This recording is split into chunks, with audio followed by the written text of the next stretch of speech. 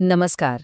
आज आपण धम्मपदातील एका खूप महत्त्वाच्या शिकवणीबद्दल बोलणार आहोत आणि ही शिकवण समजून घेण्यासाठी आपण चक्खुपाल नावाच्या एका भिक्षूची एक मोठी विलक्षण कथा ऐकणार आहोत. ही एक अशी कथा आहे जी आपल्याला आपल्या मनाच्या शक्तीबद्दल विचार करायला लावेल. तर सुरुवातच करूया एका मोठ्या कोड्यानं. विचार करा, एक ज्ञानी अर्हतपदाला पोहोचलेला भिक्षू जो आंधळा आहे, तो कीटक मारल्याचा आरोपी कसा काय होऊ शकतो? ह्याच प्रश्नामध्ये आपल्या आजच्या चर्चेचं सगळं सार दडलेलं आहे. चला तर मग आपली कथा सुरू होते जेतवन विहारातून, जिथे हे संपूर्ण रहस्य उलगडायला सुरुवात झाली. आणि या कथेचे मुख्य पात्र आहेत थेर चक्खुपाल. ते एक ज्ञानी भिक्षू होते ज्यांनी अर्हतपद मिळवले होते, पण ते अंधळे होते. हाच तो विरोधाभास आहे जो या कथेला इतकं रंजक बनवतो. तर झाले असं की एके दिवशी काही भिक्षूंना चक्खुपाल यांच्या चालण्याच्या वाटेवर मेलेले कीटक दिसले. त्यांना मोठा धक्काच बसला. त्यांच्या मते ह्या पापाला दुसरे तिसरे कोणी नाही तर चक्खुपालच जबाबदार होते. बरं, जेव्हा हे प्रकरण बुद्धांपर्यंत पोहोचलं तेव्हा त्यांनी चक्खुपाल यांची बाजू घेतली. त्यांनी अगदी स्पष्टपणे सांगितलं की मारण्याचा हेतू नसल्यामुळे हे कृत्य दोषपूर्ण नव्हतं. आणि इथे हा हेतू किंवा इंटेन्शन हा शब्द फार महत्वाचा आहे.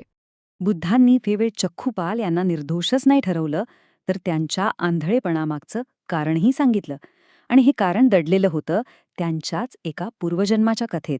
ही आहे कर्माची साखळी. म्हणजे बघा, पूर्वजन्मात एका वैद्याने सुडाच्या भावनेने एका स्त्रीला आंधळ केलं. ते एक कृत्य, तो एक वाईट हेतू अनेक जन्मांपर्यंत त्याचा पाठलाग करत राहिला. आणि शेवटी काय, तर चक्खुपालच्या जन्मात त्याला अंधत्व म्हणून ते भोगावं लागलं. पण ही कथा फक्त एका व्यक्तीच्या भूतकाळापुरती मर्यादित नव्हती.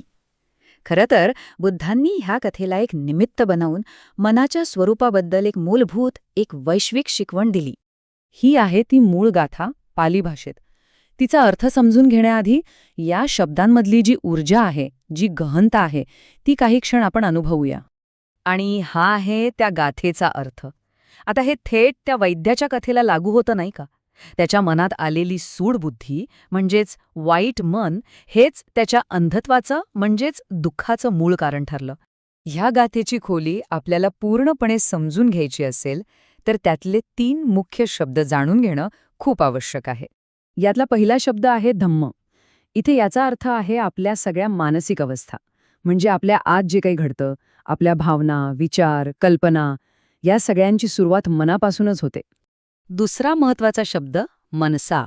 याचा अर्थ केवळ मन असा नाही, तर त्यामागे असलेला हेतू किंवा चेतना. समजा, दान देणं हे चांगलं काम आहे, पण जर ते फक्त प्रसिद्धीसाठी दिलं असेल तर तो हेतू शुद्ध नाही. म्हणजे इथे कृतीपेक्षाही हेतू जास्त महत्वाचा आहे. आणि तिसरा शब्द आहे दुःख. म्हणजे वाईट हेतूने केलेल्या कर्माचा तो अटळ परिणाम. हे फक्त शारीरिक वेदनांपुरतं मर्यादित नाही, तर त्या कर्मामुळे निर्माण होणारी कुठलीही नकारात्मक स्थिती म्हणजे दुःख. आता आपण या शिकवणीच्या शेवटच्या आणि सगळ्यात शक्तिशाली भागाकडे वळूया. या गाथेत एक असं रूपक वापरलंय जे हा सगळा सिद्धांत अगदी प्रभावीपणे स्पष्ट करतं. ही प्रतिमा किती सुंदर आहे बघा. गाडी ओढणाऱ्या बैलाचं पाऊल आणि त्याच्या मागोमाग येणारं चाक यांच्यात जे कधीही न तुटणारं एक अटळ नातं आहे. नेमकं तेच नातं आपलं कर्म आणि त्याचं फळ यात आहे. तर मग या संपूर्ण कथेचा आणि शिकवणीचा सार काय? तो हा की आपल्या प्रत्येक अनुभवाचं मूळ आपल्या मनात आहे. मनात आलेला हेतू कृतीला जन्म देतो आणि जर हेतू वाईट असेल तर दुःख आपला पाठलाग करणारच. हे अटळ आहे. या शिकवणीचा प्रभाव किती खोलवर झाला होता हे या एका आकड्यावरून आपल्या लक्षात येईल. बुद्धांचं हे प्रवचन ऐकून तब्बल 30,000 भिक्षूंनी अर्हतपद म्हणजेच ज्ञान प्राप्त केलं. आणि जाता जाता एक शेवटचा प्रश्न. जर आपल्या प्रत्येक कृतीचं फळ आपल्या हेतूवर अवलंबून असेल तर मग खरा प्रश्न हा आहे की आपले हेतू कुठून जन्माला येतात? यावर आपण सगळ्यांनी विचार करायला हवा.